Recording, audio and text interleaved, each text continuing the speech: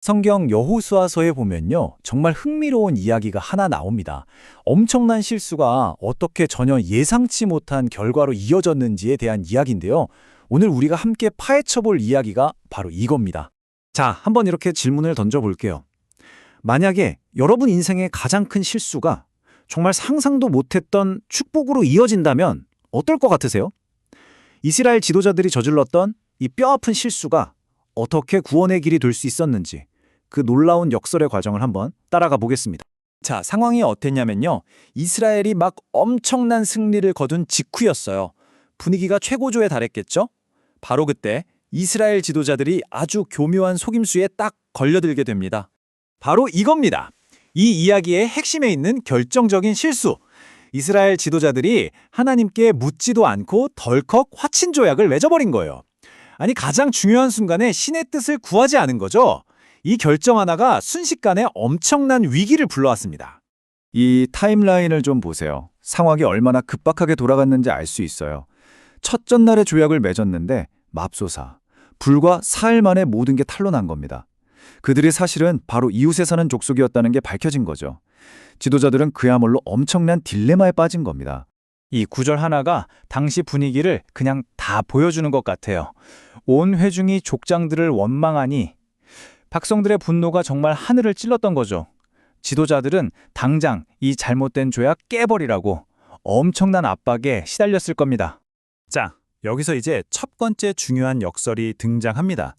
아니, 실수로 맺은 맹세잖아요. 속아서 한 거고요. 그런데 도대체 왜 이걸 반드시 지켜야만 했을까요? 이게 그냥 지도자들 체면 때문이 아니었어요. 훨씬 더 중요한 문제였죠. 바로 그 조약이 여호와의 이름으로 맹세되었기 때문이에요. 이제 이 약속에는 하나님의 이름이, 그분의 명예가 걸리게 된 겁니다.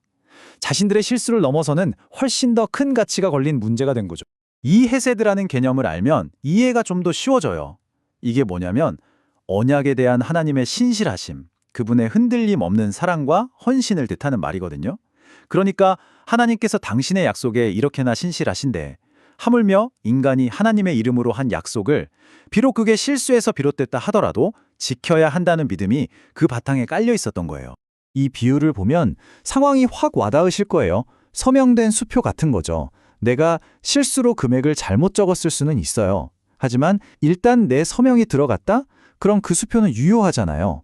여기서 하나님의 이름이 바로 그 서명이었던 겁니다. 무효로 할 수가 없는 거죠. 지도자들은 자신들이 입을 손해보다 하나님의 이름에 흠집이 나는 걸 훨씬 더 두려워했던 겁니다. 자, 이제 이 이야기의 진짜 하이라이트입니다. 가장 강력한 역설이죠. 어떻게 저주가 생명을 살리는 도구가 될 수 있었을까요? 정말 놀라운 부분인데요. 한번 보시죠. 여호수아가 선포한 이 문장을 한번 쪼개서 볼게요. 의미가 완전히 180도 뒤바뀝니다. 너희는 나무를 패며 물을 깃는 자가 되리라. 여기까지만 들으면 그냥 저주죠. 그런데 뒤에 이 말이 붙어요. 내 하나님의 집을 위하여. 이 한마디가 붙는 순간 이건 더 이상 단순한 저주가 아니라 완전히 새로운 운명을 이야기하게 되는 겁니다. 이 지점이 정말 기가 막힙니다. 생각해보세요. 이 기브온 족속은 원래대로라면 완전히 진멸당할 운명이었어요. 그런데 그런 그들에게 성전의 종이 된다는 건 뭐랄까, 죽음에서 벗어나서 하나님의 보호 아래 안전하게 살아갈 수 있는 유일한 길이 열린 거나 마찬가지였던 거죠. 이건 정말 놀라운 자비의 행위였던 셈입니다. 우리가 잘 아는 탕자 이야기 있잖아요. 그 탕자가 아버지한테 뭐라고 하죠? 아들 말고 그냥 품꾼의 하나로 써달라고 하잖아요. 지위 같은 건 이제 상관없는 거예요. 그냥 아버지 곁에 있는 것만으로도 감사한 거죠. 기브온 족속의 심정이 딱 그랬을 겁니다. 하나님의 임재 안에 머물 수만 있다면 그거야말로 그들에게는 구원이었습니다. 자, 그럼 이제 기브온 족속의 반응으로 한번 초점을 옮겨볼까요? 이들의 태도가 어떻게 이 모든 상황을 반전시키는 구원의 열쇠가 되었는지, 이게 또 아주 중요합니다. 바로 이 고백이 모든 걸 바꿨습니다. 보소서, 우리가 당신의 손에 있으니 당신의 의향에 좋고 옳은 대로 우리에게 행하소서. 와, 당신 좋을 대로 하십시오. 이게 절대 나약함의 표현이 아니에요. 오히려 자신의 운명을 완전히 내어맡김으로써 멸망 대신 새로운 미래를 열었던 가장 적극적인 선택이었던 거죠. 이 접붙인 가지 비유가 기브온 족속의 상황을 정말 기가 막히게 설명해 줍니다. 한번 상상해 보세요. 멸망할 운명인 가나안이라는 죽어가는 나무에서 잘려 나온 가지가 있었어요. 그런데 이 가지가 이스라엘이라는 살아있는 생명나무에 딱 접붙여진 거예요. 이제 어떻게 될까요? 새로운 뿌리에서 생명을 공급받아서 살아남게 된 거죠.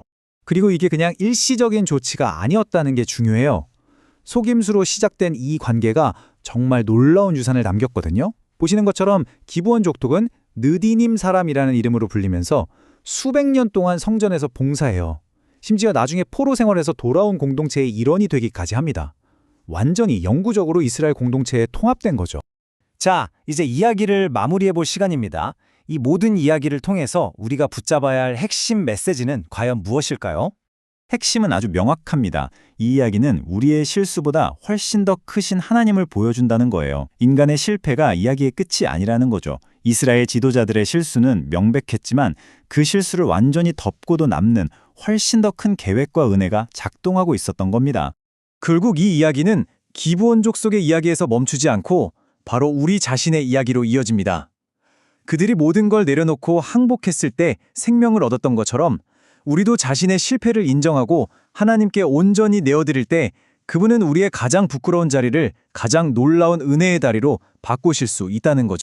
그래서 마지막으로 이 질문을 한번 스스로에게 던져보셨으면 좋겠습니다. 내 삶의 어떤 영역에서 이제는 그만 실수만 곱씹고 그 실패 위에 흐르고 있는 은혜를 발견하기 시작할 수 있을까요?